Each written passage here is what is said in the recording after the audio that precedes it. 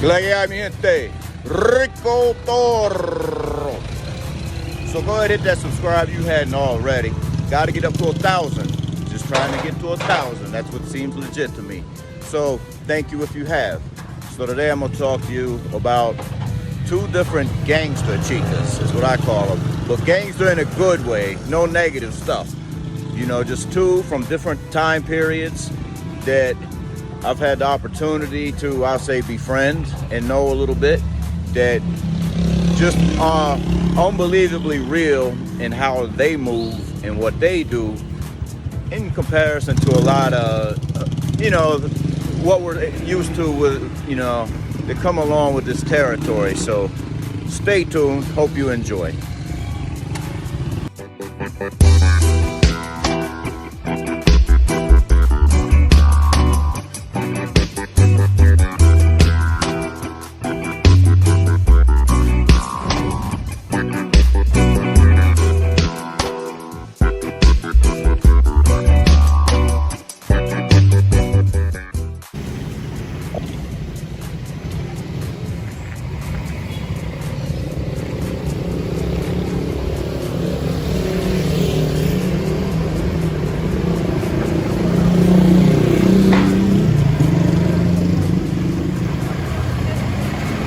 Irresistible, Sosua, irresistible. Yeah. We're talking about gangster chicas. Not in a bad way, in a good way. A good way. They're just real and upfront about what they do. And there's no sugarcoating it with emotions or fake love that don't exist, or really no ulterior motives or side game.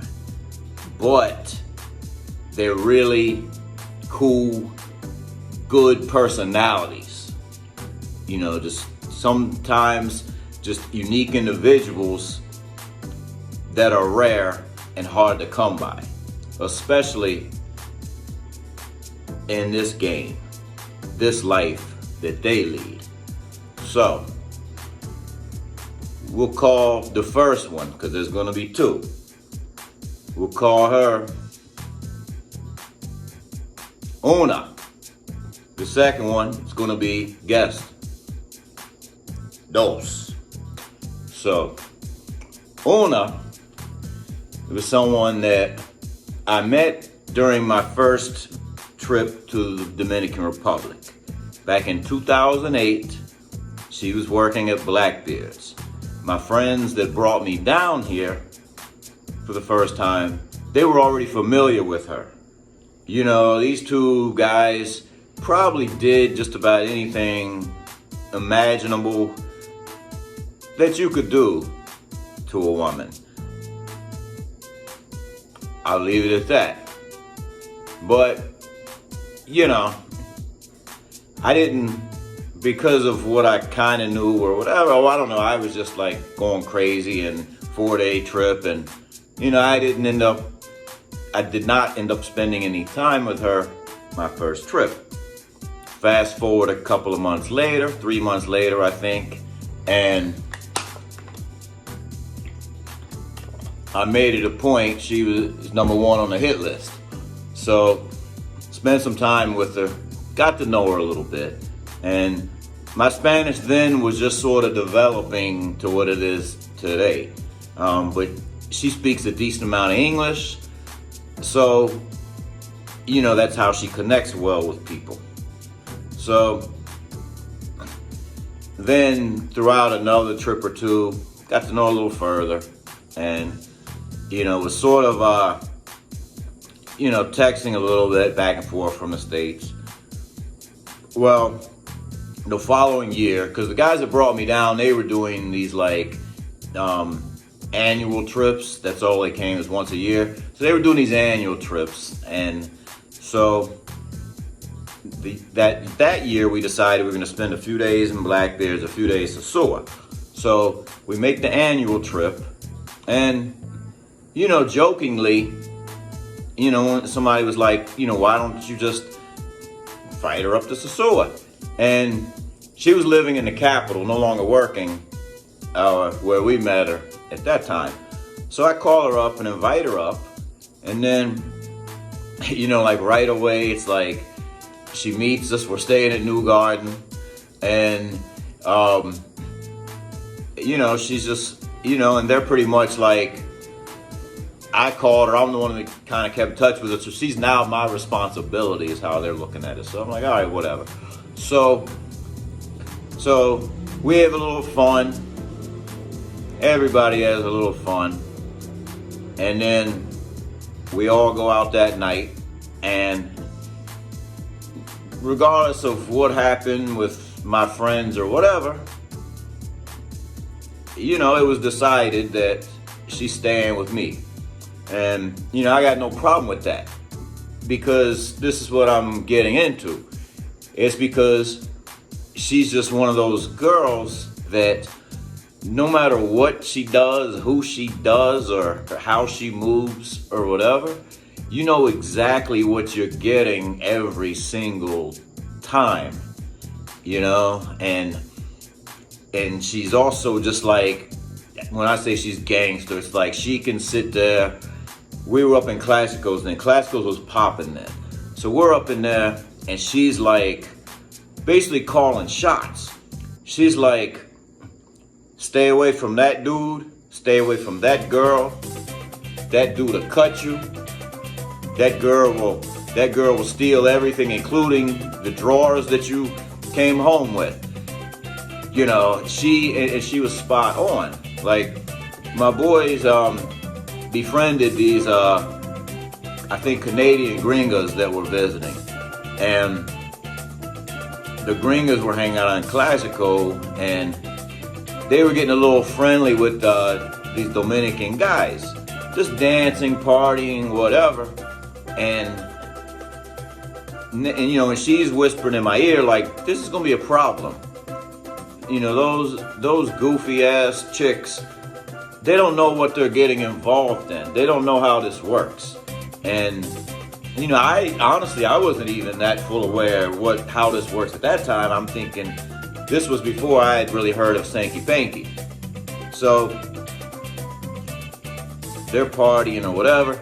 They had to make a real quick exit, like on some real slick stuff those girls did, because those dudes were heated when they saw they were getting left empty-handed.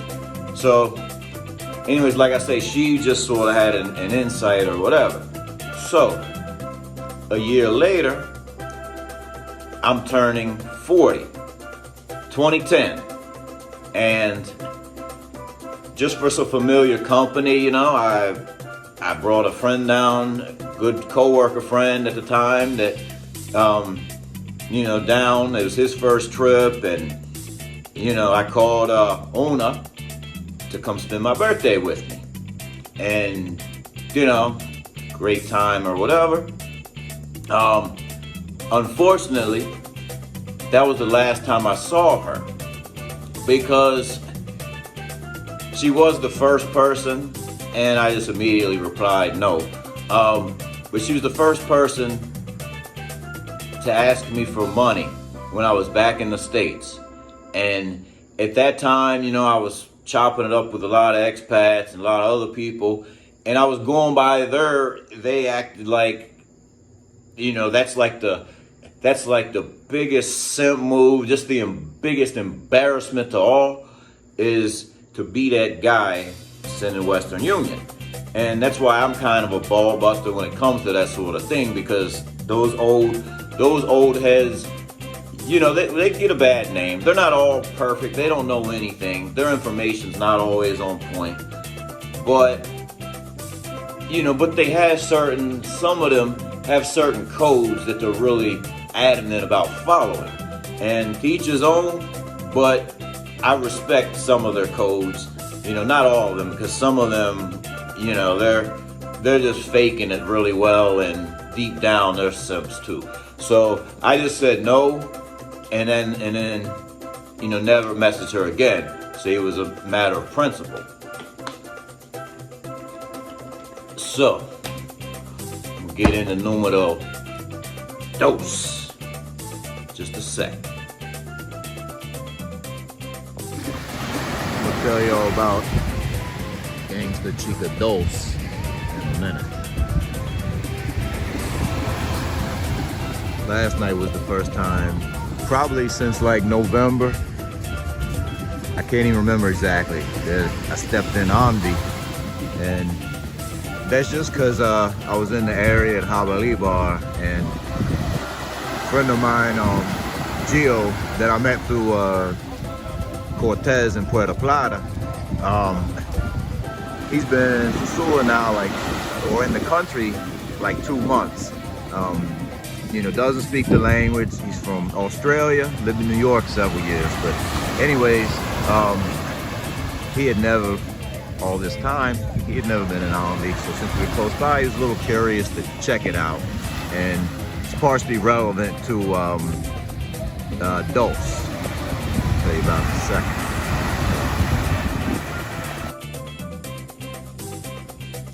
Thank you for subscribing, my peoples.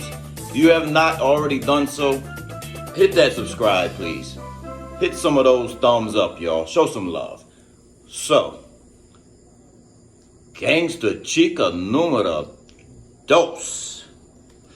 So, she and I met sort of an interesting way. So, my former number 2 chick had asked me a few times if I had any friends to set her amiga up with. So that's not really my style. I'm not in the business of that. You know, it's just most guys I know or try to associate with, you know, they know how to move, and they like the process of getting their own. And also, if something goes wrong, either the girl or the guy, they're unhappy with me. So I don't put myself in the middle of such situations. So, of course I said no. Well, then one day, the former number 2, for whatever reason, she seemed to be getting shook down, robbed, you know, this losing phones, whatever. And I know something was going on because I've seen 2 or 3 different phones, and always not great phones, not brand new or anything. So I don't, it's nothing too crazy. So anyways, one of those times that she was without a phone temporarily, she started texting me from her friend's phone. And so, like, you know, most people, I saved the number at some point, just so I would know who it is. So I saved the number. And it wasn't the number, by the way. I didn't use the number, you know, on the low or on the slide to meet the amiga. But anyways, you know, at one point, you know, a friend of mine was kind of asking me to set him up. And I told her to send me another picture of her friend, and she did. And so, you know, a friend was a little bit on the fence, but I think agreed to meet her. And I asked a friend and a very well-known YouTuber and business person in Sosua. I showed him the picture because I know that he is familiar with her and the former number 2. And I asked him straight up, would you set her up with any of your friends? And he took one look and he just said, no. And so, thought about it. I said, well, you know what? You know, I'll leave it on my friend to decide if he wants to trust our judgment on this. So, you know, a few hours later, you know, I'm expecting number 2 to come and Dos to be here with her, and then I'm gonna call my boy to come make the introduction. So my former number 2 knocks at my door, and I'm like, where's your amiga? AKA Gangsta Chica Dose. And she said, oh, she's had another appointment or two. She's finishing up some business before she's coming or whatever. And right away, I'm like, shut that down. Send her home. You think I want to set her up with one of my friends, knowing what you just shared with me? We don't want to know, don't need to know these kind of things, you know, in general, you know, and at this stage, I know too much. So I have a little bit of a conscience in introducing her to a friend of mine.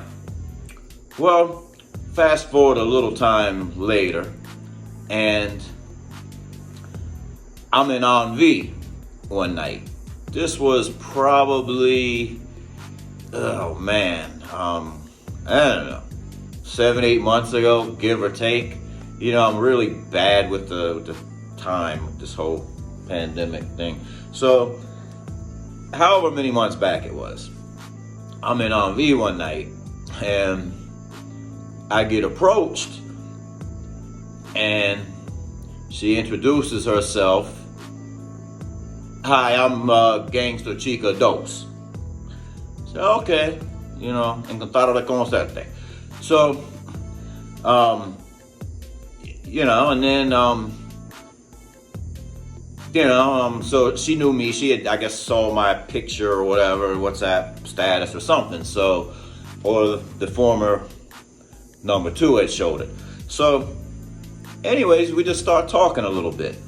And I could tell right away that she was very professional in how she moved. Which usually that is an indicator to me, I don't want anything to do with this type of woman. You know, but I also realized there was something cool about her personality. And she speaks a little bit of English, but so we're just talking a little more, whatever. And I just verified that I had her number, and I did. So that was that. And then, like some weeks later, whatever, I ran into her again and hung out with her a little more, and I bounced with her. You know, I brought her home, and you know what? Like, she rocked me. She rocked me. Like the bed had moved somehow from up against the wall to where it was blocking like the bathroom and the bedroom door. You know, it just like furniture shifted. It's like all hell broke loose kind of experience. So I'm like, you know what? She's mad cool. And despite that she's about her money, she's about her business, as was Ona, but had that real cool kind of get to know her a little bit kind of personality about her, and to where you're not thinking about the next man or the last man, because regardless of what they do, they still like really put it on. And so actually, you know, as I said before, last night I went to Envy for the first time in a really long time, and I ran into her, and when I saw her, I was busy for a minute, just like chopping it up with a couple of people. And, you know, I just said to her, hold tight, just stay there. And normally, if I tell somebody that means they're coming with me. But in this case, I had no plan. I was just saying basically like, trust me, hold tight, you will be good either way. And so my point is, these two gangster chicas that I'm talking about, what sets them apart is they're the type that you can handle your business they could go around the block, handle business 7 more times, different ways, different guys. And you'll tell them after that 7th one, come join me for a drink. You know, let's order a pizza and drink a couple of beers. You know, and just chop it up. You know, and you don't find that many people that are like just that transparent and just so cool about it. Yeah, they're professionals, they're about their business, but every time you get like 100% of their A game, and just, you know, they're just so cool that, like I say, you don't care, because you know at the end of the day you're getting an incredible experience and time with them, to where, you know, you can just enjoy a little bit of time like decent human beings chopping it up, you know, when it's all said and done. And you don't meet many that are that cool, is what I'm saying. So hope y'all like that. So stay blessed, be safe.